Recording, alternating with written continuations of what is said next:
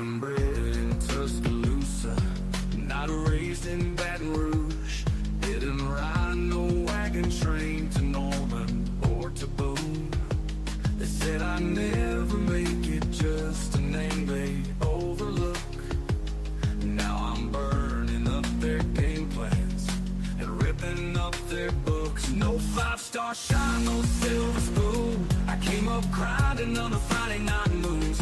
Now they feel me coming like a 4th down blitz. Got 'em talking sideways, throwing fits. But I must admit, I can't quit. 'Cause I'm the outlaw of college football. Ain't no stripes can hold me back. I don't need their legacy or no booster money stack. I don't bow to no tradition. Ain't no handshake deals I need. I just play for pride, for fire, and the will to make 'em bleed.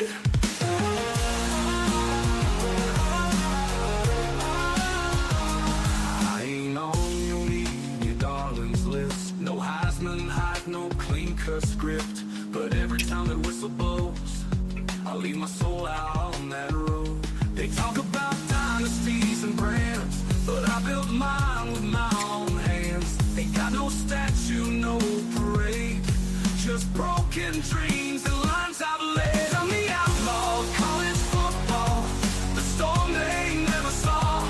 I don't fit their pretty picture, but I still outrun them all.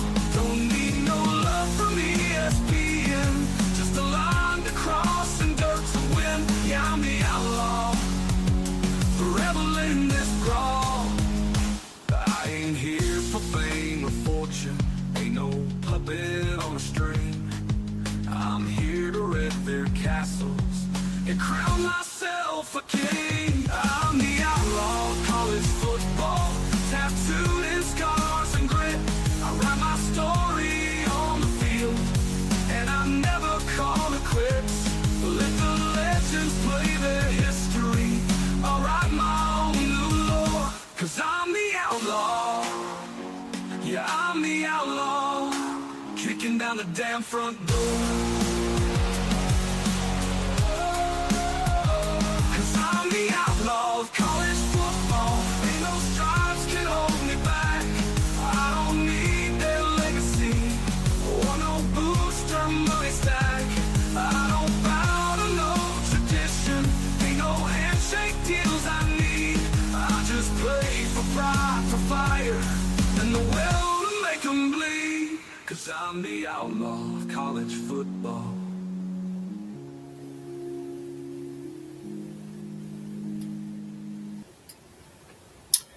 Woo! And that's the full song. I gave y'all the full version tonight. That's the full version of the Outlaw of College Football song that was given to us and helped collaborated upon by one NIL Commish. Y'all go check his podcast out. He's got a podcast as well. He does a lot of Oklahoma-related stuff. I'm a little bit all over the place. I do all college football teams, mostly Alabama and Oklahoma. I'm the two Crimson Nations, but I also dabble in politics, as y'all saw last night. Some people got pissed off at us, but it's the off season, man. Let's not be so pissy about it, because I mean, it don't hurt to talk a little bit about something else until we get back to our main course, that being college football and that college athletics in general. I do like college basketball too. If y'all want to talk about that, if y'all have any ideas for topics on the show, just hit me up on X. Used to be called Twitter. Hit me up on X at OCF Productions, at OCF Productions. Hit me up on there in DMs and give me your thoughts and ideas for topics on the show, and I'll give you a shout out and give you credit for that topic. Let's go ahead and give some Four Horsemen shout out, since we got the Four Horsemen membership and the Outlaw Posse membership back up and going since we got monetization back. Storm 4601, Mike Happy 2620, Moose YXL, Squidwater 6700, and we'll just do a little bit of extra one tonight. We'll have 5 horsemen tonight. Tammy Burton 8711, because I need to catch up on those. So Let's see who we got in here already. The first batter up tonight was Big Kev. He is our resident Clemsonite. How's it going, Big Kev? He says RTR as well. John Ritchie's in the house. Says, what's up, JPC? What's going on, John Ritchie? Tonight, John, what we got going on is this. I've been seeing some rumblings and some rumors again that the SEC is thinking about possibly entertaining the idea of seceding from the NCAA. Now, I don't know what they mean by all that. I don't know if they mean their entire athletic programs or they're just talking about football. But I ventured to venture to guess that if they were to secede from the NCAA in football, that their other sports would not be welcome in the NCAA either. They might be. The NCAA may acquiesce, sort of like the ACC rolls over and takes it in the ass from Notre Dame on the regular.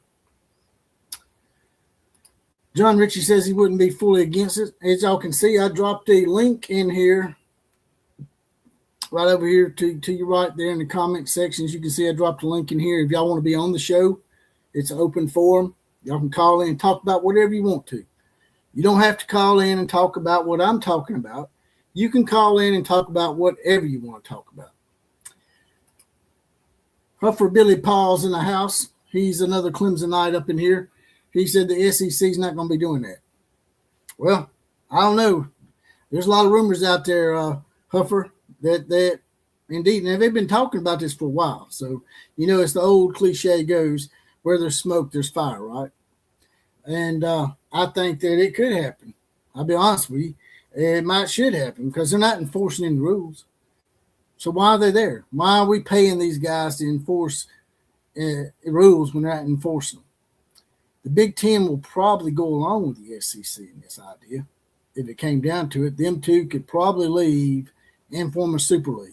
And they go and cherry pick the other two conferences and maybe have, I don't know, anywhere from 48 to probably, I'd say 48 to 68 teams, if they were to cherry pick it, is what I'm guessing, Huffer Billy Paul.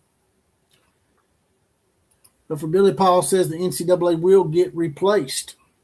That could be what they're going to do. They could secede and form their own organization, Huffer. Like I said before, if y'all want to come in here and talk on the show, there's the link up there. You click on that StreamYard link that I sent in here, and just click on that and follow it. It's pretty self-explanatory, and you can come up in here and voice your opinion live to the Outlaw Posse. So I'm going to go ahead and bring up what people have been saying. Some of these articles are pretty old, so let me go ahead and bring these up real quick.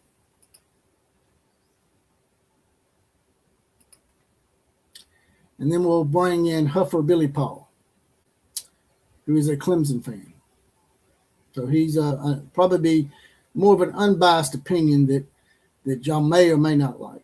But we'll bring him in just a second. Let me bring this up real quick. All right, can y'all see that? All right, got it cut off. Will the SEC leave the NCAA?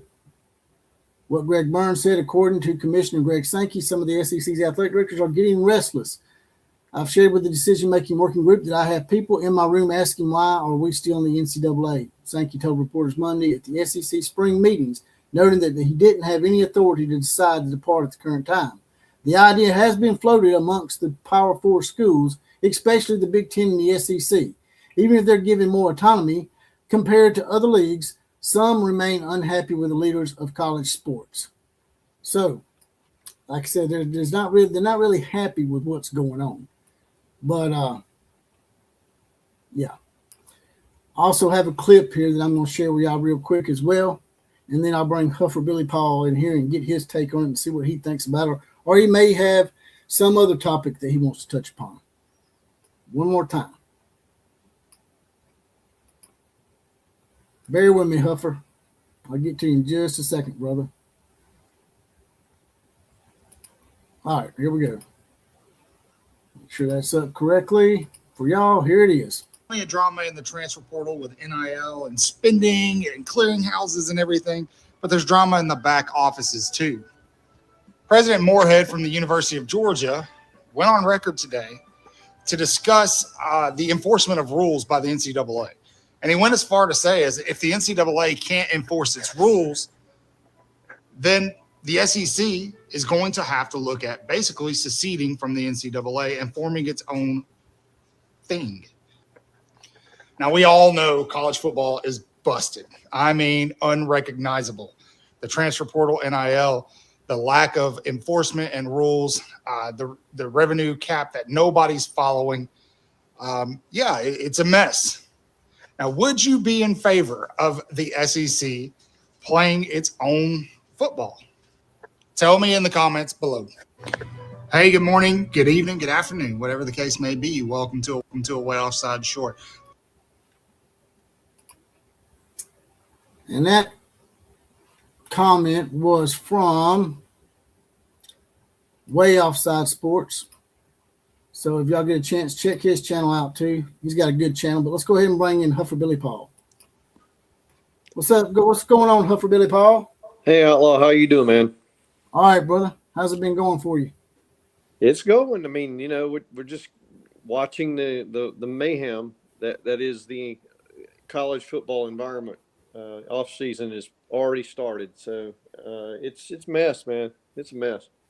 Did you hear that clip that I just played? Yeah, this is my whole thing with it. I don't think the SEC is going to go it alone. I think they're going to, like you said, the Big Ten, SEC are going to be the major players, and they're going to boot the NCAA.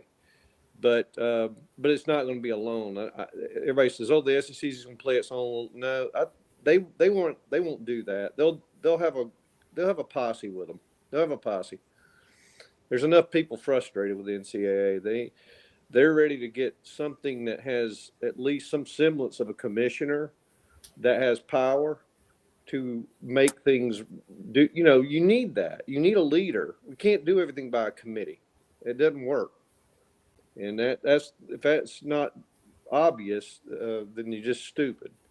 So I've been saying for a while now, the NCAA is a dinosaur. It's a dead man walking.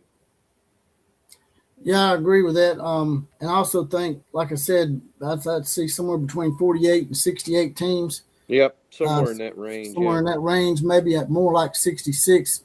When I figured it out, the teams that were actually, big enough or good enough in football and basketball to do it, which would include your team, Clemson, and Florida State, most likely, and Miami. What would happen is the Big Ten and the SEC would just cherry pick the ACC and the Big 12. Yep. And then the rest of them would probably just have to form what used to be probably the Division I AA. They'd have to bring back 1AA or something for them. I don't know. What do you think? Yeah, I think there's going to have to be a bifurcation of the teams that are serious about football and will spend, a serious amount of investment in it. And then the ones that they want to play it, but they don't necessarily want to, they can't. I don't know. It's a little bit of want and can't, right? Some people can't afford it. But they're going to have to bifurcate it because it's obvious that there's definitely a cream and then there's everybody else. And so you need to get the cream where it's getting its rules right and all this transfer portal stuff needs to be handled. It's too Wild West right now, Mr. John says, why would the SEC leave the NCAA? What would you say to Mr. John? There are a lot of reasons. I mean, they are inept. Let's just put it that way, because they can't get out of their own way with their rules or enforcing. They don't have any enforcing mechanism because they didn't set themselves up to be able to enforce right. And the courts have struck them down because of that. And they're not smart. They're just not smart people. They're committee, and that's the problem. They can't operate properly. So it's a good old boys club that really isn't serious about college football. If they were, they would already re-energized and reformulated the NCAA structure. They should have already done this 10 years ago, but they didn't, and here we are. So that's going to go away. It's going to have to be replaced. So, when they all started suing the NCAA for the name, image, and likeness thing, who was that started it? It was some guy from UCLA, right? Yeah, and I mean, On the merits, I don't disagree because people are making billions of dollars off of the sport, and the players were getting, bumkus. So there is some merit to that for them to get paid, but the way they've gone about it is it's completely unmanageable. It's free agents everywhere, and that needs to come under control so that we can plan and manage a program. You can't manage a program when every year your roster is just getting 35% of it's getting thrashed. Doesn't work. I've sort of developed a disdain for the NFL over the years, but I'm starting to think that maybe the NFL is a better product to watch because at least they have some semblance of rules in place that you understand. Yep. With this, I don't understand, man. The average fan don't understand how is it that you got National Signing Day and recruiting for seniors in high school and the transfer portal and all that shit going on at the same time when the playoffs are going on, man. It's just a bunch of cluster. It's a big old clusterfuck, man. Yeah. You know what there's a couple things in here too. The eligibility extensions of players. Just put an age limit on it. If you're 24 when football season starts, you're already if you're over 24, I should say. If you're 25, you should not be in college anymore. Just put an age on it. I don't care about how many years you're red-shirted, blah, blah, blah. We don't care. If you're 25, that you're done. Okay, move on. Go to the NFL. But this is a simple solution that the NCAA doesn't seem to know how to solve. It's not hard, but there's simple things that you can do. I mean, straightforward, common sense things, and nobody's taking those approaches, and that's why the NCAA is just going to go by the wayside, and they should. I mean, it's time. We got to evolve. And that's really what's happening here. We're evolving. It's just slow, painful evolution.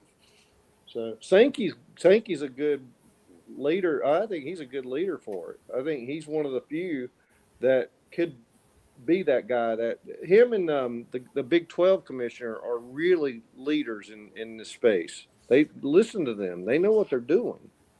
Yeah, because the Big 12 was on its deathbed, and he saved their ass. I mean, he did. He completely. I mean, give him credit. The man's creative, and he's not wrong in a lot of things he's trying to do. He's having to do some unnatural acts, but hell, unnatural times call for unnatural acts. So yeah, I wish the ACC had a commissioner like that. It'd be nice, wouldn't it? That's right. I mean, well, you think these guys are pretty smart. They all got degrees and stuff. You think they would figure it out. And I think it just comes down to basic greed, man. They just don't want to give up that money, man. And for whatever reason, they don't realize that the gig is up, man. The curtain's been pulled back on the Wizard of Oz, and people know what's up, man. Y'all can't just keep doing this. But these players have taken it to the other extreme where now it's hard to feel sorry for them because they go around leaving teams every 6 months. And just like John Ritchie alludes to right here, John Ritchie says TJ Finley's going on his 7th team. You can't do that shit in the NFL. It gives them an unrealistic view of how their professional career is going to pan out for them. Yeah, I mean, I wouldn't want them on the NFL team if they're going to be this fickle about their team. I mean, who wants a player like that? But at the same time, it's a salary cap issue that we are not able to enforce.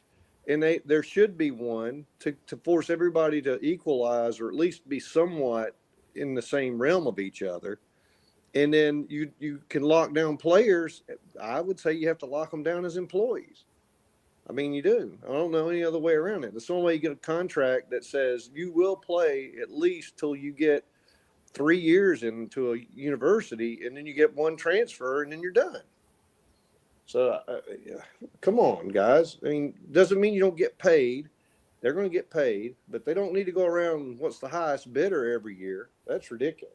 Now, they don't do that in the NFL. You can't just leave a team every year unless that team decides they want you gone. That's right. And that's the model. We should learn something from them. I mean, but all this stuff is going to come to fruition. It's just when is the question, not if. And some of these universities have gotten smart, like Washington and I think Arkansas did it to the Imaleva brother. Yep. Washington made him sign a contract, and then he tried to just dip out of it. You can't just dip out of a contract, man. Yeah, Get sued. the problem with NIL is it's not the university's not involved between the player and the contract, and so it's hard to enforce an NIL contract that you as a university have no, you're not a litigant in that. So the NIL contract person needs to do it, but they apparently don't know how to put a contract in place to get the player where they want to be and stay there. They don't need to pay them.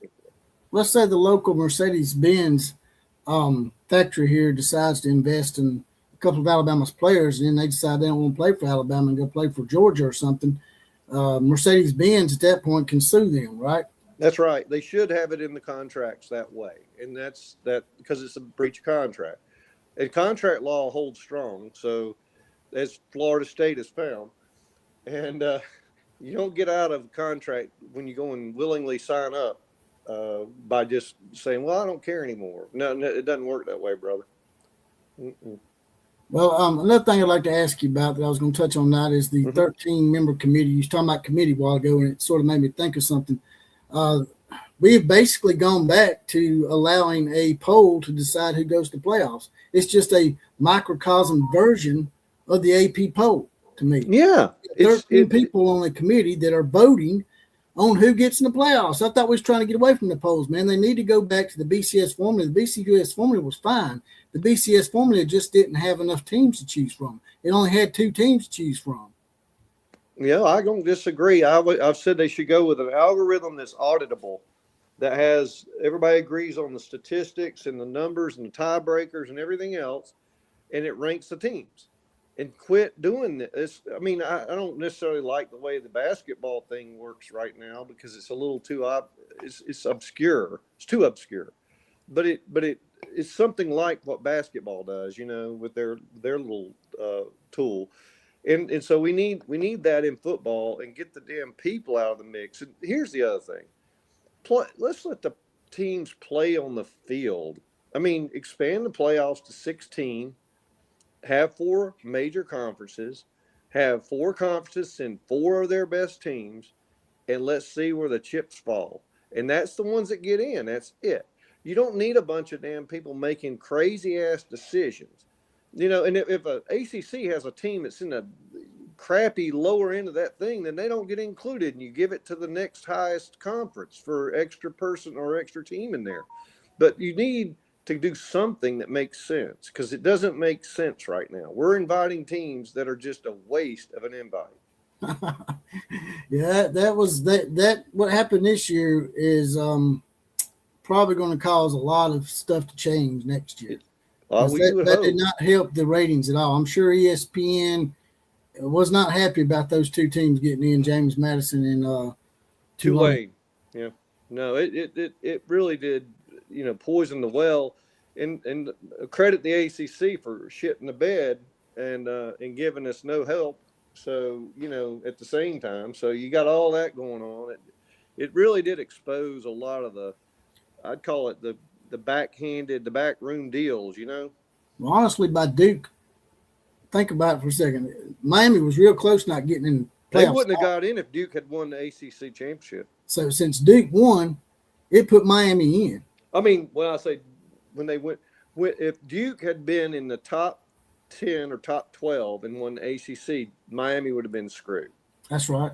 But they were not. What I'm saying is, if Virginia had won, they would have put Virginia in and left Miami out. Yep, that's the one I was thinking of, is Virginia. If they had won, they would have been in, and Miami would have been sitting sucking hind tit. That'd been crazy, considering that Miami is now in the title game.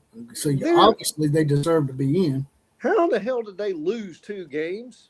I don't know, man. I was thinking the same shit the other day. That's funny you bring it up. I was like, this team lost to SMU? What in the hell? It boggles the mind. And at the same time, you just go, well, all these Notre Dame people claiming, well, we need to be in instead of Miami. And I'm like, well, they beat your ass. I mean, what? Crazy talk. People are just insane. And then Notre Dame, man, I don't think they really realize that they're being done a favor just by being allowed to be where they're at right now. They got in last year, and the ACC's been over backwards for them. And they talk shit about the ACC. Well, y'all went to bat for Miami, and that's going to cause long-term strain on our relationship with the ACC. Well, that's fine. Get the hell out of the ACC. Yeah, exactly. Go away and leave us alone then. Yeah, because y'all not giving us any. Y'all not giving the ACC any of your football revenue. We helped them. We helped their ass out in a time of need, and they turned around and said, "Here, take it without Vaseline." That's right. Well, I mean, during COVID, y'all allowed them to play a full ACC schedule, and didn't they make the ACC title game or some shit? Yes. And win it? What in the hell? Thanks, but no thanks. I mean, geez.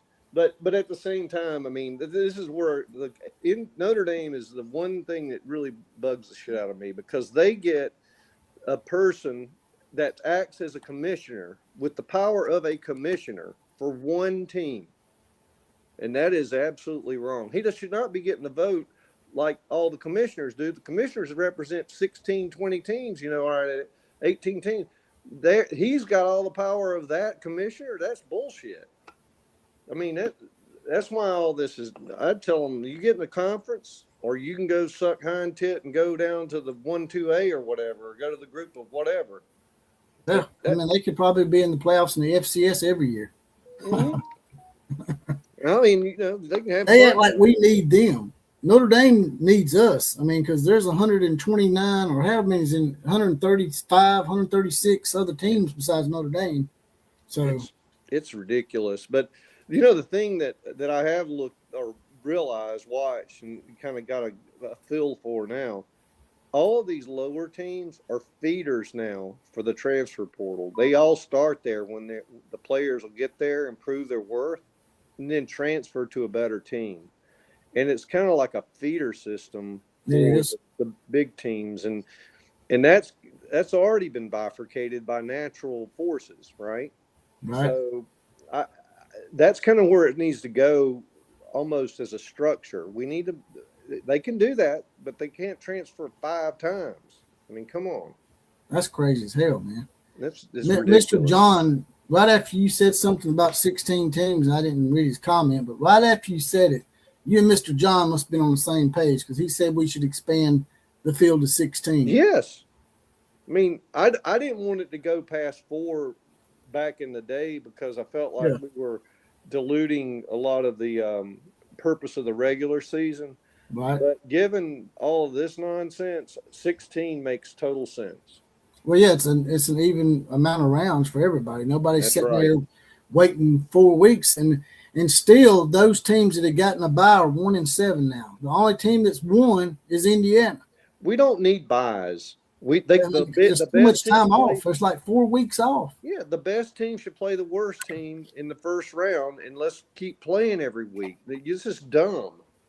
I mean, yeah, they also need to get away from the bowl system. It's just it's outdated, and it's just, I know it's hard for a lot of the old school people. Hell, I grew up on bowl games and tie-ins myself, but there needs to be more on-campus games. yes, Not just the first round. It should go all the way, I think, until like the NFL does. to the last 4 teams that should be at home games for the top team, the highest team, right, the highest seed, and that's the way it works. Indiana, who was number 1 seed, the only reward they got was more time off. That was it. Yeah, They didn't get to bring Alabama into Bloomington. I'm glad they didn't. They probably beat our ass 70-3. Well, that was, the talk about the Indiana anomaly, and I call it an anomaly because it is, but it's a lesson that someone should learn about coaching. Coaching now in all of this matters that much more than you think. And that's one of the things that Cignetti has proven with this, because he doesn't have he wasn't loaded with talent, right? But he's got a team now that plays like they're all 5 stars. Right. So that's coaching, and it's talent development. Not only that, but also talent, recognizing talent before it's there. That's right. We don't do that anymore. I showed a graph that Johnny Johns had sent me, a guy that's on this show a lot, and Indiana had 4 0 stars. Yeah. Starting lineup, not 1 or 2 or 3 stars. These were 0 stars, and Alabama had 4 and 5 stars. and they whipped our ass. It's because to me those guys are already paid, and so they get lazy. And then you got the hero stars and the 1-stars who feel like they got something to prove. People that think they're entitled don't play like they come out and just phone it in. And I don't want a phone it in guy. I want a guy that's struggling and wanting to win and wanting to prove themselves on the field. And so Cignetti looks for that. He looks for a high motor person, somebody that's really good, talented physically, athletically.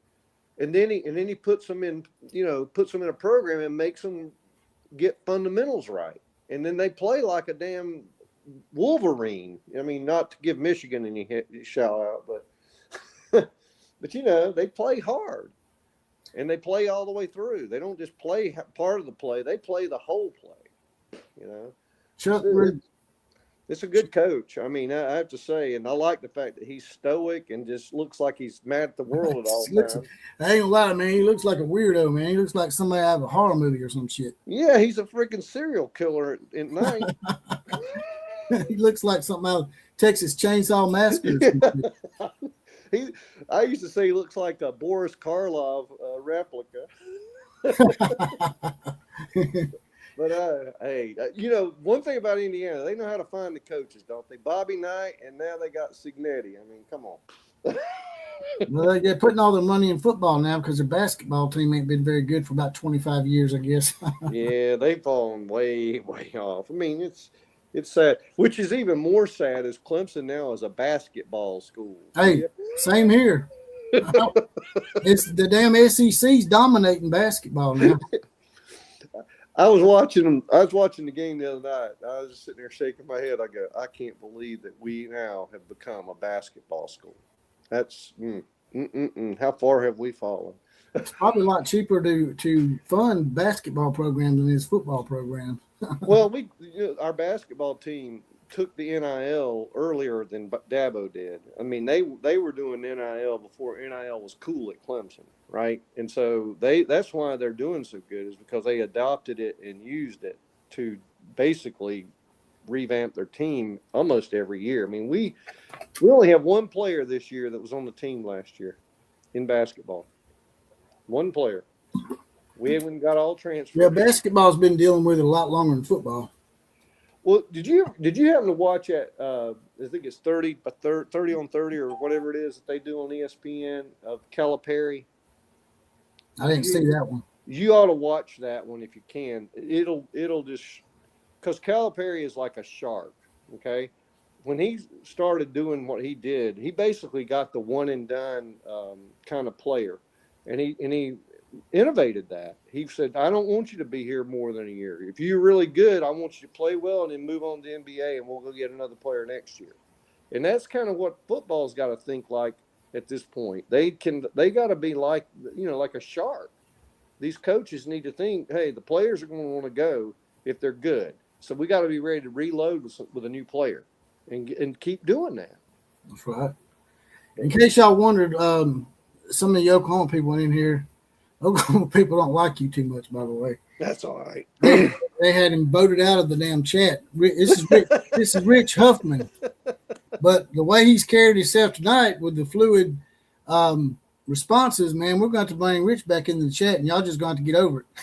No, I like to troll in there, and I try to get people riled up a little bit. I do the same shit. People get mad at me. I'll act like I'm pissed off, and I'll just start grilling the hell out of people, and I'll play the good cop, bad cop shit. That kind of deal. Yep. And I don't. None of that gets to me at all. But first of all, I pull for Oklahoma because, Venables, and I do believe in Venables. I really do. If he could get him a good offensive coordinator, I mean, geez, man, he's got to find that guy, and then they're off to the races for a while. But that's their Achilles heel. They've got to get an offensive guy. He's not getting any continuity with the constant change, though. I mean, yeah. And that's the only bad thing. I mean, I think that this guy that they brought in, Ben Arbuckle's only been given one season, and Mateer got injured and never has really had time to recover or really recuperate from that injury. A good long off season, and Mateer might be back to where he was in September, so we'll see. Yeah, I was thinking Mateer was the deal, right? And then that injury, and then it didn't come back for. He wasn't back all year after that. So yeah, you're right. I mean, but you've got to be more resilient than that as an offense. Their offense just couldn't do. They didn't have a running game. I mean, what are you doing, guys? You can't just Hey, rely on. Alabama didn't have one either. Yeah, you can't win college. Well, you can't win football, period, if you can't run the ball. I mean, that's just the way it works. The lines of scrimmage have to give a running game a chance. That's key, and the offense has to do that. And you don't get me started on Clemson with that, because I can tell you right now, I've probably thrown enough glasses and broken walls and Chuck, I don't know how to say your last name, brother. Chuck Rushan, GB 2022 says if you're not good enough to make the 12-team playoffs, you don't belong. I mean, that's a good, vague statement, but it's a little vague, man. I think that I don't think James Madison Tulane belonged in the 12-team playoff. Maybe, I think Vandy should have been there. yeah. I mean, really. I don't mind the G5 schools getting in if they earn their way in. If they're ranked in the top 12, that's fine. But if they're not ranked in the top 12, No, they shouldn't get in just because the ACC champion's not ranked high enough. That don't make no sense. It should be the 12 best teams. Period. right. It's just like that year that Cincinnati made it to the 14 playoff. They were ranked in the top 4.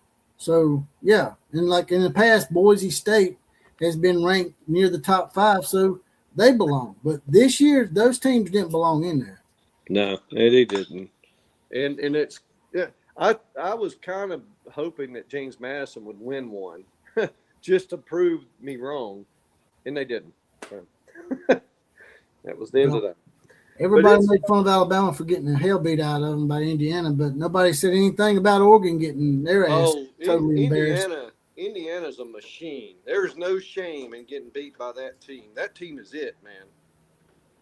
And I don't know why anybody gets mad about it, because that's just the fact. You watch them play, and they play like a team.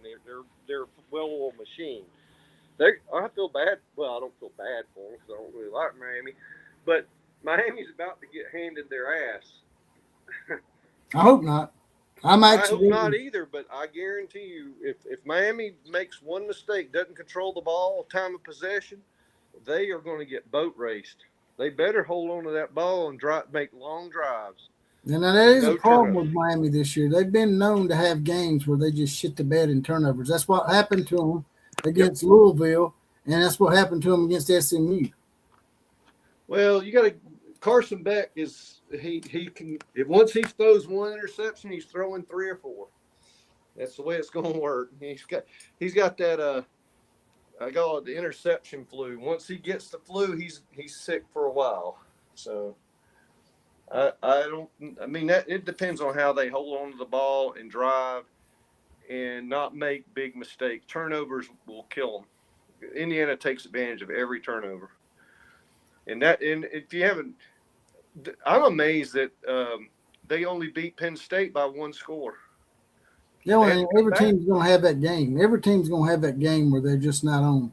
Yeah, but I mean, it was something to go back and look at how they won those games, and that one game, I was like, man, Penn State isn't that good, clearly, and yet they barely beat them. So I was like, they have a chink, but it's a very small one.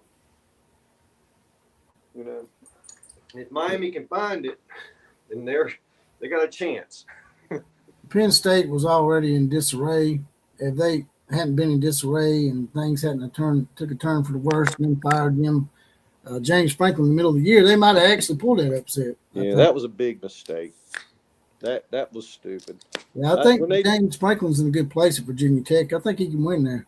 I do too. I think he can build that place, and I hope he does. To be honest, I think it would be. I like Franklin. I didn't like him at Penn State because I felt like he was too what do you call it? Middle of the road there.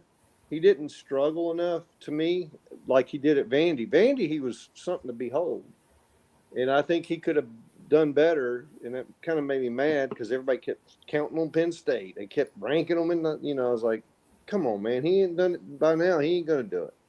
That's right. Lane 2268 says Wilkerson, Bud Wilkerson, Dan Devine, Bear Bryant have taken teams to elite status. Basically, I guess alluding to what we was talking about with Signetti, who's able to evaluate players that aren't all about being a diva. And, yeah. It almost goes back to old school, just straight up evaluation and getting guys that just want to play and do what they're told. He reminds me of a young Saban, but he's old, I know. But I mean, he reminds me of Saban back in the day. Saban was really good at evaluating a player and knowing who's going to do their job, and he'd kick them in the ass and he'd make them do their job. Yeah, I mean, a big example of that was Josh Jacobs. He was a really good running back out here. He was a 3-star, 2-star. And he ended up committing to Wyoming until Saban got a hold of some of his film, and we ended up taking him from Wyoming. He was right there in Oklahoma's backyard, and he ended up rolling over Oklahoma in a playoff game. Yeah, he turned out to be an NFL type player. So they just never could get enough carries out here because we had so many running backs out here. It's hard to get carries. Yeah, you gotta see it though, and be able to evaluate that. And Saban was one of the best at doing it. And I find it fascinating that coaching has really not been the top of mind. It's been about players. Go buy some players. I think the coaching is way more important because if you don't have a good coach, then getting the players ain't gonna matter. Because if they don't want to be here, they're not going to play hard for you anyway. That's right. And you just want someone to be here and buy in. If you watch that Calipari show, what he found is players that he got one-on-one with them and said, "What do you want?" And they would tell him what they wanted, what they were aspiring to do. And he says, "You have to do what I tell you to do this year. This is what you have to do. This is what you're going to have to do." And he would drive them hard too. He'd set the freaking star player out for 2 or 3 games, piss them off, and they were thinking, well, he told me he was going to play. He told him, he says, "I don't owe you anything. When you see it, you'll see what I'm saying." He's mean, but he got him playing. Didn't Calipari win a national title at Kentucky? Yeah. No, I can't believe they let him go. Because there were some improprieties going on, and but he was only just doing what he thought was the right thing to do by the players. And that was one of his things. He says, "I'm a player's coach, but I am hard on them." So that's part of it too. You can't just give the player a golden spoon and say, "Oh, yeah, you're untouchable." No, if you don't play, you're very touchable. Thunder OU Sooner says the reason why you don't want to get beat by Indiana is because their fan base is nuts. Yeah, there's some weirdos out there. I done a video on a guy that's an Indiana fan was saying some stupid shit. He was saying that Indiana just decided that they want to be good at football, so they're good at football. I'm like, so you know how stupid you sound? You're basically saying that y'all intentionally weren't good at the most profitable collegiate sport, college football, for 120 years on purpose. That's just stupid. You all of a sudden said, "Well, we decided I want to be good at football." You just decided after 125 years? I don't know, man. That don't sound. It sounds like y'all want to go ahead and be considered a blue blood, and y'all haven't even won one title yet. I mean, even if they win one title, I'm still going to call them a one-hit wonder until they win another one. If they keep Signetti and he doesn't have a heart attack because he's old or a stroke or something. But if they can hold on to him for a while, they'll be in the mix for years. I mean, I don't know if they'll get 3 natties, but they'll be in the mix. Yeah, he's that good. I mean, it's because he evaluates talent and his coaches too. He evaluates his coaches. He's the same way on them. That's a good coach. Now this is a good point, and I was actually going to bring this up and I forgot. I'm glad James Adams brought this up. James Adams says the SEC can't win championships anymore, so they won't out of the NCAA. And that's the way it's going to appear. For all my SEC brethren out there, this will be the 3rd year in a row we haven't won a national title, and all of a sudden we're going to get out. It's going to make it look like that you Sour grapes. you're getting out because you can't win anymore. You sort of look like Notre Dame in a way. You know, take your ball and go home. We're not going to play in a bowl game against BYU. Screw that shit. We're going home.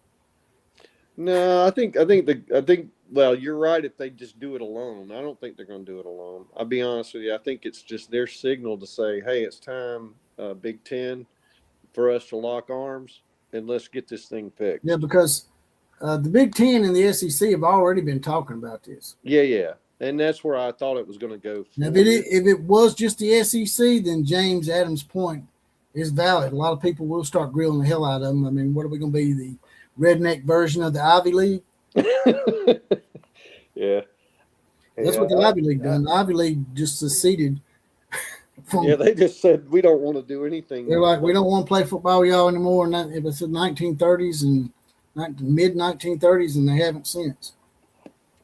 Yeah, it's kind of funny when you think about history and repeating itself. But I'm sure that Sankey's not that short-sighted. He's very strategic. I do feel like he was sort of bullied into playing that ninth conference game in a way, man. Because I was like, man, yeah, now we're going to be able to play as many good non-conference games. Now we're going to start scheduling more cupcakes.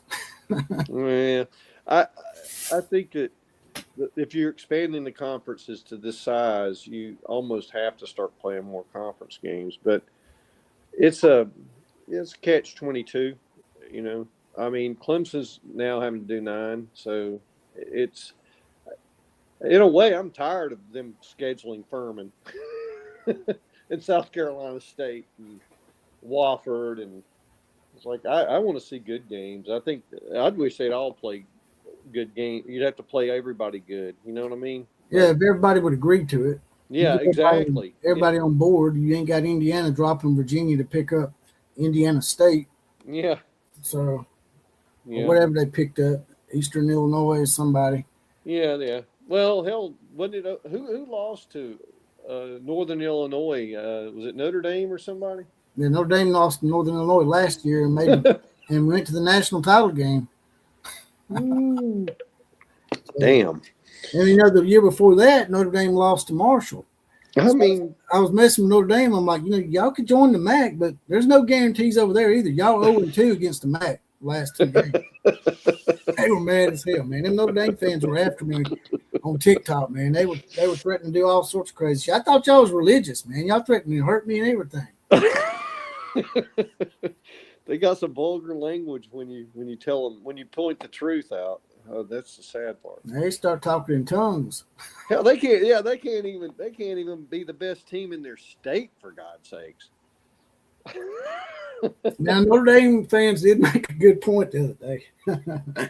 I ain't gonna tell them that until now, but because I was a bit in the middle of grilling their ass. But one guy said that you do realize that Notre Dame was the last team to beat Indiana. So he's got that, I guess. They do have that. But I will say this, Notre Dame, I venture to say that if y'all played them again this year, I don't think y'all beat them, man. I just don't. It's going to be, I'm telling you, Miami's going to be going uphill both ways in that game. I'm pulling for them just because I want to see a good game. Well, I think Miami's defensive line and stuff gives them a chance in this game. They're pretty ruthless sometimes. I hope they do get back there and put pressure on him, because letting him just throw that back shoulder fade every other down, I mean, you got to stop the shit, man. If he does that to you, this is going to be a long night. Mm-mm. John Ritchie says Notre Dame shouldn't be allowed in the playoffs or a high bowl game until they join the conference. They need to follow the examples of BYU and Navy. And it's funny because Notre Dame USC dropped them. And I was like, this is what's going to happen. People are going to get together and they're just not going to schedule you. They get, that next year they got this stipulation that if they're in the top 12, they get an automatic bid. No other team in America has that. And that's why people don't like Notre Dame. Yep. And you know what? And they ain't going to get in the top 12 if they ain't got a good schedule, even if they go undefeated, man. Here's Clemson did this deal with them to do 12 games, guaranteed kind of thing. And I'm like, why? 12 games. Yeah, we got a 12-game back and forth with them coming up. Not this next year, but after that it starts. And I'm like, why would you give them that game? Yeah, Well, you basically letting them mooch off of you. well, they're good. They don't. We're gonna be no better than Northern Illinois here shortly, so it won't really help their strength of schedule. I was giving y'all hell playing devil's advocate about Dabo Swinney and the Oh multi. God, don't get me going on him. But I'll be honest with you. I do think Dabo's time has passed. I think that he's holding on. Maybe he'll change. Maybe he'll start doing what he needs to do in the transfer portal. Well, we got 10 already, so that's a big change from past, right? And so that's one change. But the thing that I said to my brethren in the Clemson community is if he doesn't win at least 9 this coming year, the hot seat is going to be fire hot, and it should be. Well, winning 9 games ain't the same as winning 9 games back when me and you were growing up. I know, but if you won 9 games back in the 80s, you were 9-2. Now, if you win 9 games, you could be 9-5. Yeah, but I'm saying I mean 9 regular season games. Yeah, you're right. He may not make the ACC championship, but he can't win 8 or less. That's my point, and he's got to show progress there, or he's definitely going to be on the way out. But well, I think if he don't get back to double-digit wins this year, he might be in trouble. They may give him grace at 9. I think that's the water line. He's got to at least get there. I'd like him to get the ACC championship game, even if he loses it. But that's just me as a fan, But they need to do away with those things. By the way, they need to do away with these conference title games. They're a hindrance. Well, they need to do the best 4 teams play at the end of the year in the conference to get into the playoffs, or when I say the best 4, they should have 4 games, or 2 and 2 and 2 and 2. I think it's 4 teams playing at the end of the year to see who plays into the playoffs from that conference. That's kind of what they need to kind of because there's teams going to like Vanderbilt. If they'd have played that kind of structure and won, they would have been in the playoff.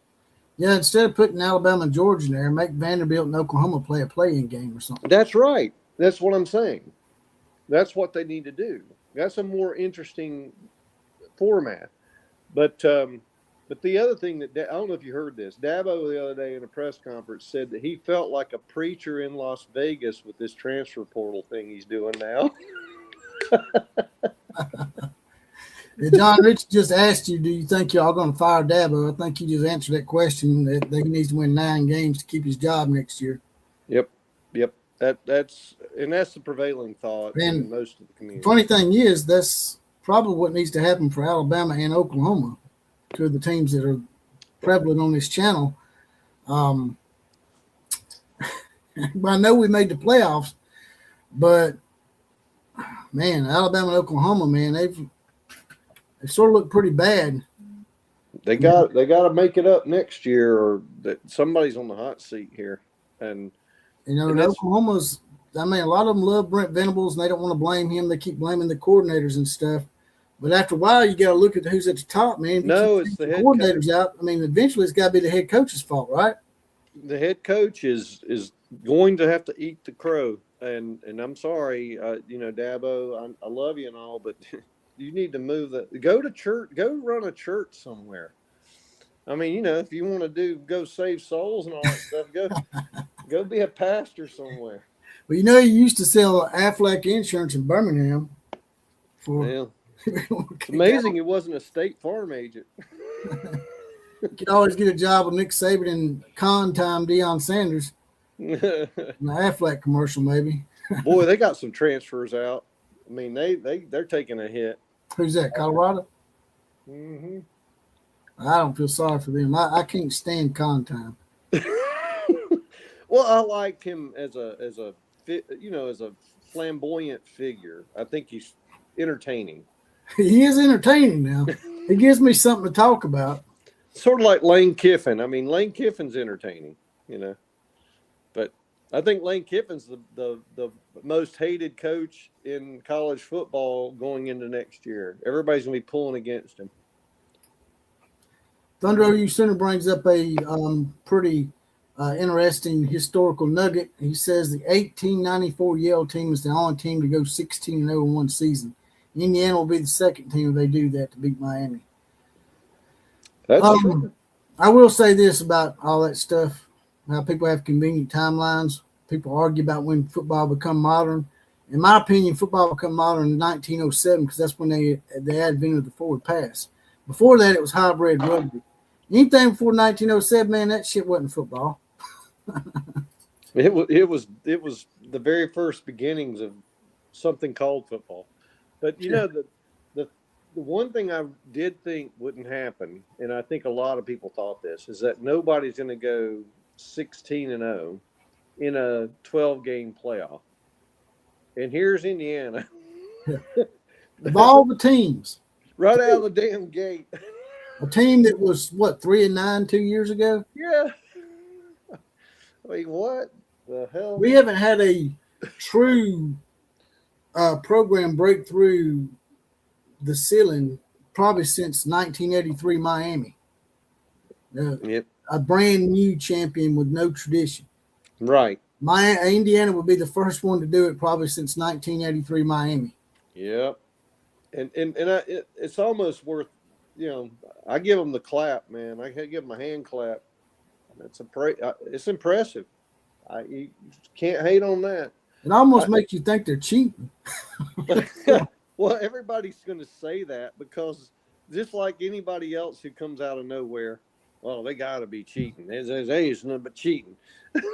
Back in the day, they would say that and it'd be true, like SMU back in the 80s and stuff like that. Ole Miss, but it was because they were buying players. But now, that's not cheating anymore. They were ahead of their time. They were doing NIL before NIL was legal. Yeah, they got a death penalty for a year and took another year off. But it really had ramifications on their program for almost 30 years. No, it was a little bit too much, I think. It was too much. So but they just kept doing it. They put them on probation. They just do it again. It's just like, man, the whole Southwest Conference was doing that shit. For some reason, Texas never got implicated in that shit. That is one funny how that shit works. Well, yeah, of course, Texas is immune to it. It's like certain. Well, hell, Georgia was immune to it. I mean, come on, man. Georgia did it too. That's what I was telling everybody. Everybody's doing it. Y'all think everybody did it. We did it. South Carolina did it. George Rogers was bought and paid for. I don't know if you're the same age I am or not, but I don't know if you remember. I remember this. I still remember this, man. I can see it on TV. Danny Ford went across the field to meet the NC State coach, and they caught him on a hot mic. He's like, "Did y'all turn us in?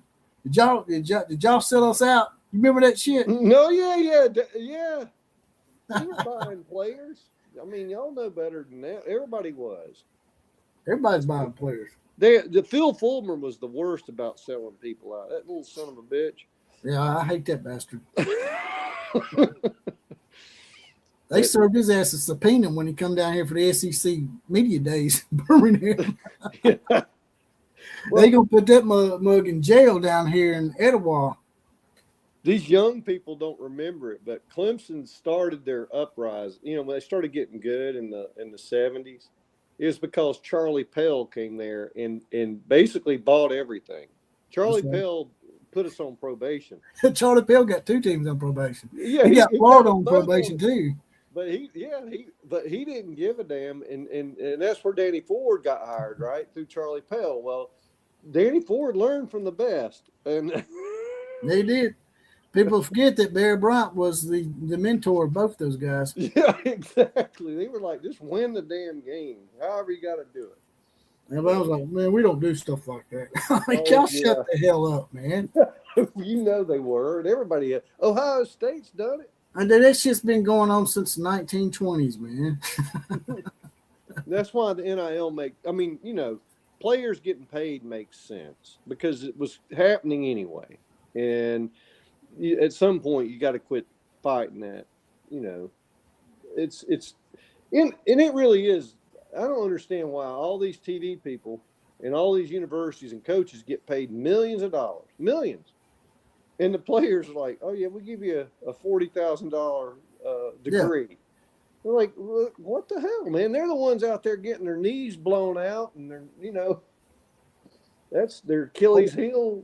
When I get mad when a player leaves Alabama, people think it's because I don't want the players to get paid. That's not what it is. It's because they don't have any kind of structure or rules in place. I have no issue whatsoever with these players getting paid, but they gotta go by some rules. They gotta go by some contracts like everybody else, man. Because that's like Nick Saban said, it's not sustainable, man. In about 5 to 10 years, we're all gonna be broke. A commitment needs to be a commitment. Okay. So we know what to plan for and what to look forward to. And we can count on you. That's it. That's all it is. Consistency and commitment, that's critical. And then let the chips fall where they may from there. But it's just that's where the thing broke down. So it's going to get fixed. We'll come by hook or crook. There's too much money in it for people not to want to fix it. Yeah, they can't just keep paying these players all this money, man. They're gonna run out of money. Yeah, well, what is it? Everything's good until you run out of other people's money. That's right. it's not going to last forever. But it's exciting, and you have to admit that we're probably seeing some of the best football right now that we've seen in years, though. I mean, there's been a few blowouts, but there's been a lot of good close games too. Mm-hmm. Yeah. I mean, like the Miami Ole Miss game.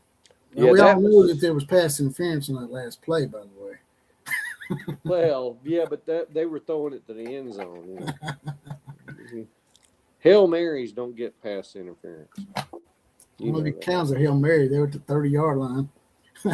Well, still, as a 30-yard into the end zone, hoping that somebody catches it, kind of thing. Yeah, I can see both sides of it, I guess. Yeah, it's sad. I mean, the refs. By the way, let's get on that topic. The referee. They're bad for everybody. I mean, come on, man. Why are they not professional refs in college football? Exactly.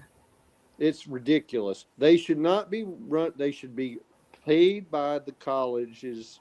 This is where the NCAA doesn't do anything there either. It's ridiculous. The refs should be full time. That's right.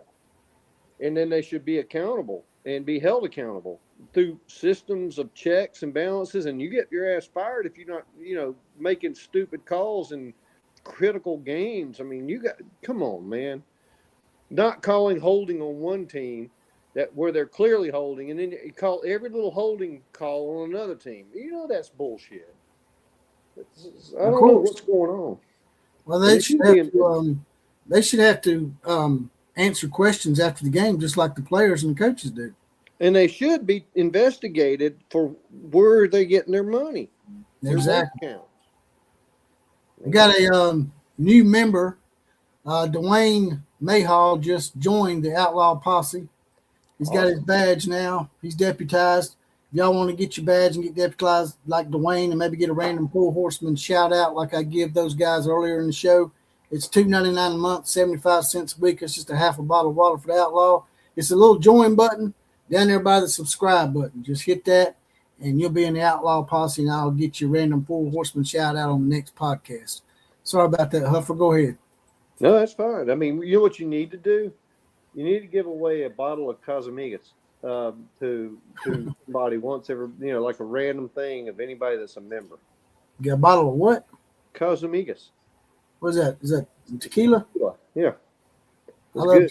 I love silver tequila, man. That's one thing my doctor said. He said, if you're going to drink alcohol, because I'm diabetic, he said, drink silver tequila. Well, it doesn't have a lot of sugar in it. That's good.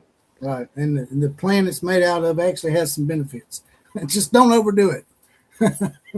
Yeah, right. He said I could drink that whole bottle of Patron. That's what I'm fixing to do. Damn. The hell with metformin. Look, man, I can go. I can empathize. I'm not gonna lie, but no, it's good to talk to you.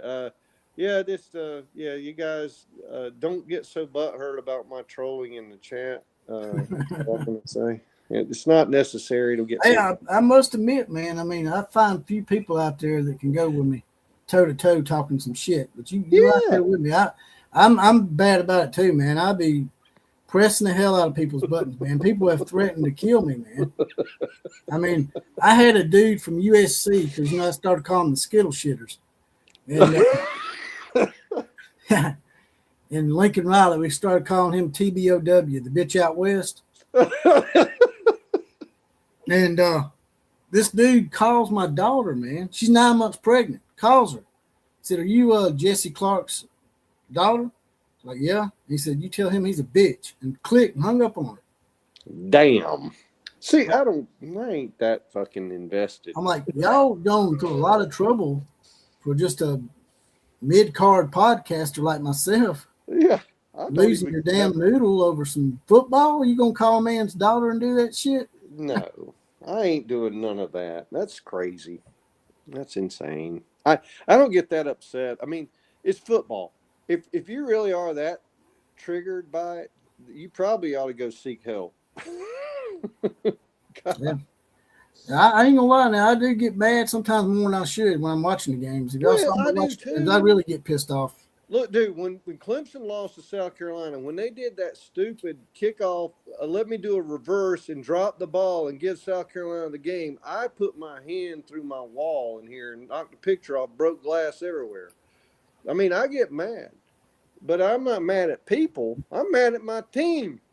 I'm ticked. Now, I've had to really back off. I mean, even college basketball, I get madder at basketball because you can't really enjoy scoring because they're all the way down at the other end trying to score on you. This ain't like you get to enjoy it. Like in football, you get to enjoy that touchdown for a little while. Yep. Yeah. I took my damn class ring and it's still got a dent in it. We was playing a basketball game against LSU and done some screwed up shit. And I took that damn thing, slung it across the room, and put a big old dent in my class ring, man. I had to go and get mine repaired. You know, and now because I basically tore it all to hell. But everybody goes, "You still wear your class ring?" I said, "On football days, yes." But it's probably not a good thing because it does get damaged. Well, mine's the high school. My high school I went to. The reason why I wear it is because I lost it one time. And I'm like, well, if I wear the damn thing, I won't lose it. Right. No, that's a good practice. It is, but I can't help myself, and I try not to get that mad, but they reel you in, right? Your team reels you in to get you excited, get you thinking, okay, here we go, and then they do something completely, you can't even. I can't even tell you. If I was on the sidelines, I'd just pummel the coaches. I should get my wife to video me during the game without me knowing it or something, because it would probably go viral. It'd probably get a lot of views. Yeah, it's the same thing here. And everybody likes to come and watch games with me because they like to watch me lose my ever-loving mind. Got another Outlaw Posse membership. Big Train Kiffin just saddled up. He's ready to go. He's back in the Outlaw Posse. He was a former member. You know, I got demonetized, so they took all my memberships away from me. I got demonetized for resharing Charlie Kirk TikTok videos. Oh, man. But anyway. Talking about soft-skinned. I got monetization back now, so you can actually join the Outlaw Posse, or you can actually donate to the channel right now. There's a little money dollar sign down there if you want to click on that and write your comment out. Me and Huffer Billy Paul will address your comment above everybody else's. Yep. No, it's funny how the social media of Nazis are so soft. Big Train Kiffin says he can stop using Cash App to tip the Outlaw so I can get me some Just for Men beard dye.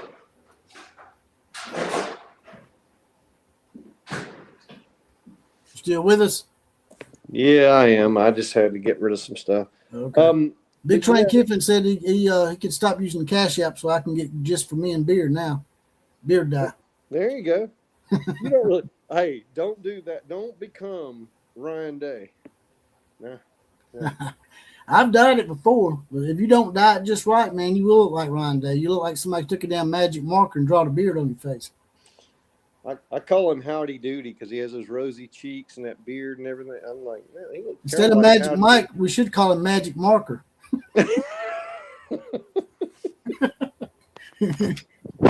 Ohio State fans don't like me either. I call them Ohio Stank.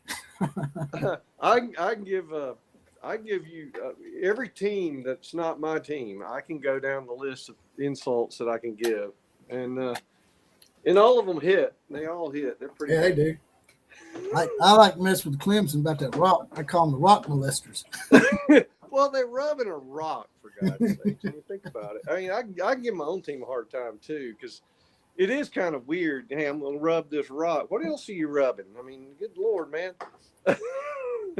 Thunder U Center says Ryan Day looks like he uses shoe polish on his hair. I'm still wanting to know when Michigan's going to hire a coach that's not a felon. I don't know, man. It's just like LSU. They keep hiring these coaches that are shady as hell.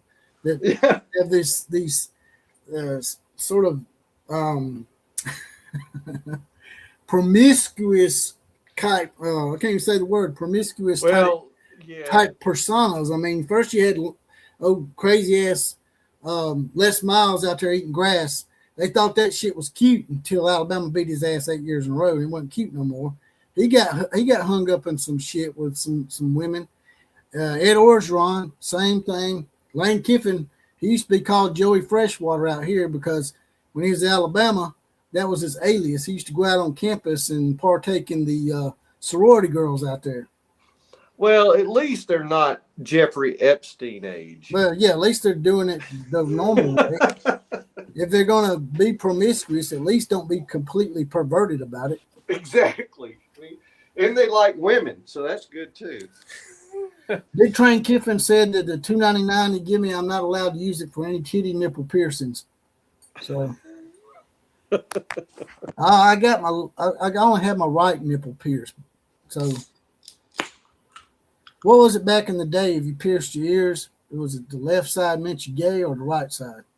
I don't know. I'll be honest with you. I can't stomach the idea. I pierce my fingers with tools, power tools and shit. And I've done some really bad things, not intentionally, but I ain't intentionally going to pierce nothing. Yeah, I'm not into the piercing shit myself. I don't like tattoos either. I'm like, nope. The hell what am I, coloring book? The hell, man. Well, so I have a phobia on needles. Now, this is weird. I can't stand needles. I could never be a heroin addict. I could never stick myself with a needle.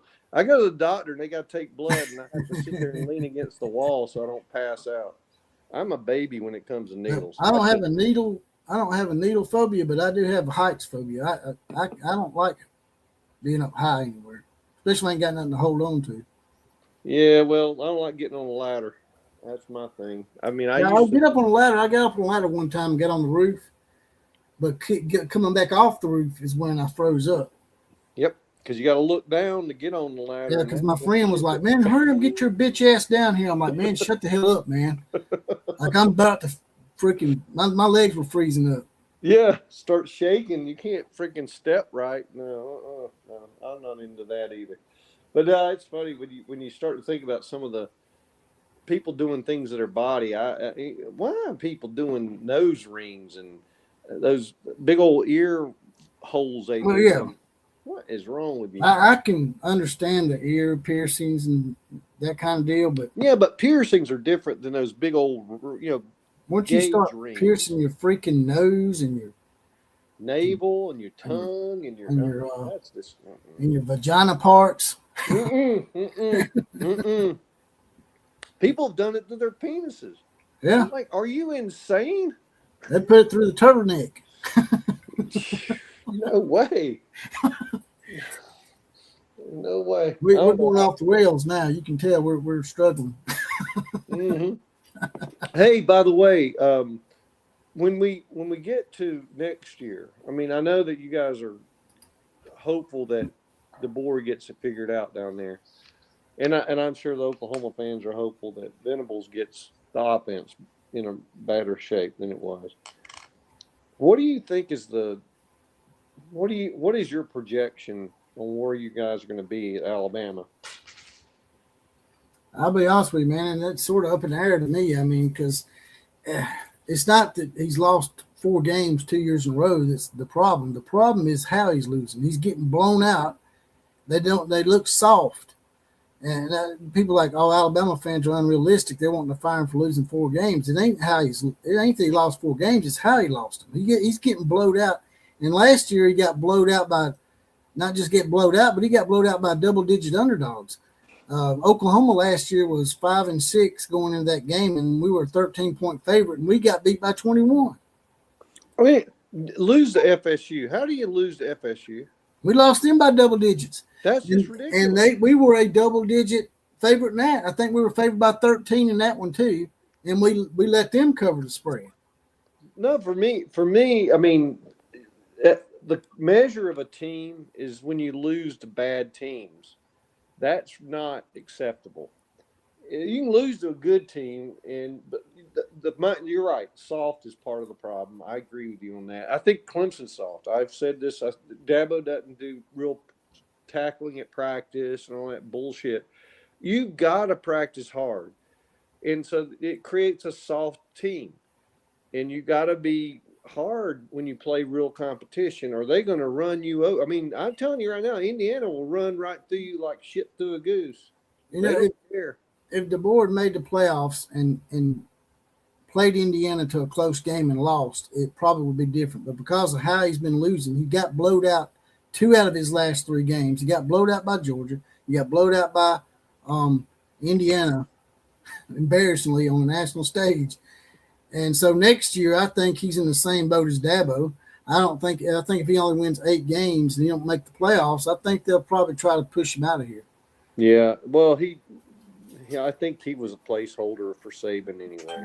I think that you can't follow Saban and expect, and you can be a phenom and do it, but he isn't a phenom, and so it's he's just kind of treading water until the next one comes along. Now, here's what I want to tell LSU, man. The moment that DeBoer is gone, get ready to lose Lane Kiffin. Might. Hey, like I said, Lane burned a lot of bridges here, so I don't know if he'll be welcome back in Tuscaloosa or not. But maybe not. But I would expect that he'd be one of the ones in consideration. What I get agitated about though is these people that and I'm not taking up for DeBoer.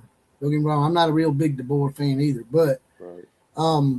They'll say, well, why did y'all hire DeBoer when you had bunch of these Saban guys there like Signetti, Dan Lanning, Mario Cristobal, all those guys, Lane Kiffin, Pete Gold, and all those guys are Nick Saban guys. Why didn't y'all hire one of those instead of DeBoer? Well, Signetti hadn't proven himself yet. No, he wasn't. He was a James Madison, and DeBoer had just went to the national title game. He didn't just win a game; he went to the national title game and played Michigan. So he was a proven commodity. No, you had to take a shot at him. I don't get why people don't understand why you went with him. But that being said, that doesn't mean on the next round. I think the next round it will be a Saban guy. Yeah, you're probably right about that. Yeah. There's rumors, that Dan Lanning's contract's coming up next year. Get him off the cocaine before he comes there. think he's on some crack or something. Yeah, you've ever seen him, man? He looks hopped up. It reminds me a lot of Will Muschamp. Oh yeah, like wild-eyed. Will Muschamp, man, I thought that he's going to kill that official that time. I mean, hitting players in the head with your bare head with their helmet. I mean, what is wrong with you, man? No, I like Muschamp's fire, but I don't think he's stable. Yeah, something ain't quite right, man. A loose is nut. A nut is loose, I should say, not a loose is nut. But it's so sad sometimes because these coaches are really good at their profession in a certain role. As head coach, I'm not sure they should be there. It's like Chad Morris being a head coach. He's not a head coach. He was never a head coach. No, I'm starting to think that about Brent Venables in a way. Mm-hmm. Because he's a great D coordinator. He's had 2 losing seasons, 6 and 7. And the 2-10-3 seasons he's had, I don't know, man. And he's lost. What is it now? 3 out of 4 to Texas. Yep, that's not acceptable. If he's lost 3 out of 4 to Texas, and he's had 2 losing seasons. If he loses to Texas again next year, and then loses a couple more games, I think that they might be trying to push him out, because when he lost to Texas this year, they were talking about pushing him out. But luckily for him, Alabama once again saves his ass. We saved him last year. We put Oklahoma in a bowl game. Had they not beat us, they would have went 5-7. You're on the Brent Venables coaching save tree. I know. We saved him last year, got him in a bowl game. They lost to Navy. Then we got them in the playoffs this year. Had they not beat Alabama, they wouldn't have been in the playoffs. Yeah. Speaking of Texas, Sarkisian, I don't know, man. I don't know that he's all that safe either. He may be safe for another year for sure, but if he doesn't get something done next year, it's going to start getting hot on his seat too. So he's got to prove that he can get over the hump, because he hasn't gotten over it yet. And he had the phenom quarterback. So I know you said Brent Venables had an injured roster the other 2 years. Well, I mean, everybody deals with injuries sometimes. That's just right. You got to work through. The injury thing can't be your excuse, because everybody has it. You know, you can't. I mean, look, Mateer, yes, but you got to have a bench, and you got to have you got to be able to change your offense up for injured quarterback who can't throw the ball as accurately anymore. You still need to be able to get the ball to the dump the pass off, run the ball. All those things need to still be in your repertoire, and it just didn't manifest. So I don't. No, you got to be more versatile. And I'm not doing this to aggravate Oklahoma people in here. I'm just saying that I want to see Alabama and Oklahoma and Clemson and blue bloods like that. I want to see them in the top 10. I want to see them in the top 10, man. I want to see them there, because it's just, to me, it's just better football. Yeah, we're not a blue blood, and I'm not going to argue that we are, because we got too many potholes along the way. But we're probably right below it. But we're not a blue blood, unfortunately. And if Dabo doesn't get the hell out of there, we're never going to be. So that's that. I get a little frustrated by it, but the reality's reality. I'm actually a sane Clemson fan. I talk a lot of shit, but I know that we got work to do. We got a lot of work to do, and they're not going to get there the way we're going right now. I have to say, I feel like we're going into about a 10-year wilderness period, to be honest. I feel you there. We might be joining y'all in the wilderness. Well, I don't think Alabama will tolerate that. I think they're going to go make a major hire. If they need to, they'll go get Signetti. I mean, I don't think it's beyond the thought that they just go and throw the money down and say, "Listen, man, come." I don't know if he'd be interested, because he's doing pretty good in the NFL. But, DeMeco Ryans, the head coach of the Texans, is an Alabama alumnus. And there's been talks of getting DeMeco Ryans if he's available. It's funny. It's what motivates people's not a clear line, right? Some people want to get back to college because they like the college atmosphere more than they like the NFL, which is antiseptic. It's a little less emotional, But I don't know that. Did you hear that in that Green Bay Chicago game afterwards? I said, I hate those mother effers. That coach, he was pissed. Again, they shouldn't have lost that game. Green Bay had a double-digit lead like 4 times in that game. Yeah, they shouldn't have lost. I hate they lost, because I hate Caleb Williams. I call him married Caleb Williams fingernails, because he paints damn fingernails like a damn Fruit Loop. We got a player out here that does it too, Ryan Williams. He's a Fruit Loop. Oh, that guy is weird. He's a Fruit Loop too. That's weird. I don't know what in the hell. I mean, why are you doing that? And not only that, he's carrying a teddy bear around. I know. What the hell? I don't know. I've been hearing shit from my rival fans about that. Big Train Kiffin says Bama is not hiring Lane. You're probably right because he burnt bridges here. I think he might have porked one of the boosters' daughters. So that's probably not going to help him at all. But if he Well, had done that, I don't know to if the Huff Billy daughter Paul's likes, point, if the daughter likes him, she might put in a good word for him. exactly. And to Huffer Billy Paul's point, if that wasn't the case, let's say Lane didn't do that when he was out here. If Alabama wanted Lane, he would probably come. Yeah. Not, Well, he would come. I know. not bragging or saying that we can trump LSU, just saying. Yeah, Lane would want to come. I don't know that Alabama will want Lane. It's going to be that's the part that has to change or fall into place. Yeah, it'll be interesting. Well, I guarantee you this: you're not wanting Dabo. No, Dabo. Once upon a time, he was a candidate, but he's done some things since then. It's probably took some luster off of him. Well, he just isn't showing he can change or adapt, and that's not going to work for somebody in this era. You have to change. You have to change every year now.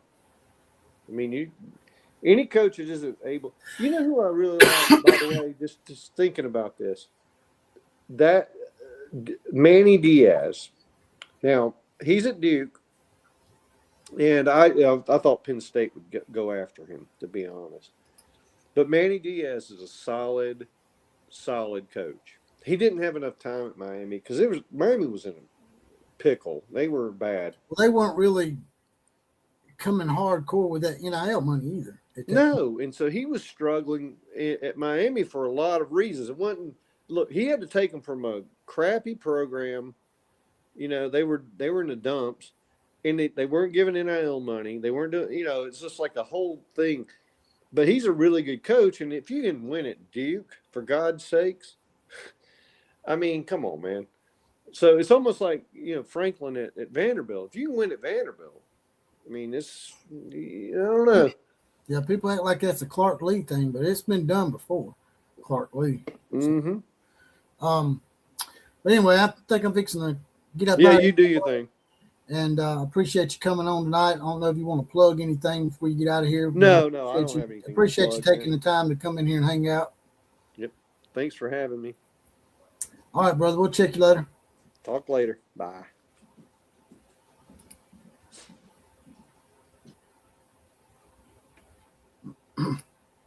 That was Huffer Billy Paul, the Clemsonite. We might have him on the show more often. He's also in our multi-chat. If you want to be in our multi-chat on Facebook, my name's Jesse Paul Clark on Facebook, spelled Jesse without the I. I can add you to that multi-chat. And there's about 40 or 50 of us elite smack talkers in there. You have to have thick skin to be in there. Haven't seen Big Train Kiffin in a while. I think we might have hurt his feelings or something. But let's get a few of these comments before I get up out of here. Big Train Kiffin says Clemson has to relinquish the Death Valley name if LSU beats them this year. I wish I'd said that to Huffer Billy Paul while he was in here. The Patriots have a male gay cheerleader on their team. Well, I did not know that. I know there's a transgender cheerleader on Minnesota's team, right? Or Minnesota's cheerleading squad. Thunder OU Center.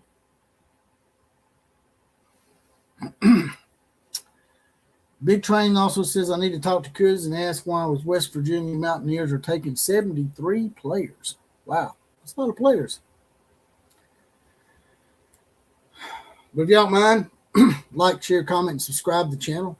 If you haven't subscribed already, it's all free. Those are the big four, and they're all free. You can also rejoin the Outlaw Posse like some of these guys did. You'll get a badge. You'll get deputized. You'll get a random Four Horsemen shout-out on the actual podcast like those guys did earlier in the show, as well as possibly be the comment of the day if we bring that back. Also, you can donate to the show right down here with a little money $sign. This thing will go to podcast after we get off here, and they also have a little heart with a money $sign if you want to donate to that and help me curb the censorship that is YouTube, because they do demonetize me from time to time because I say stuff that people don't want to hear sometimes, especially about the transgenders and basically honoring Charlie Kirk. That's all I was doing. I mean, they lost their noodle over it. But I'm out of here. KMCA to all the other teams. Class is now dismissed.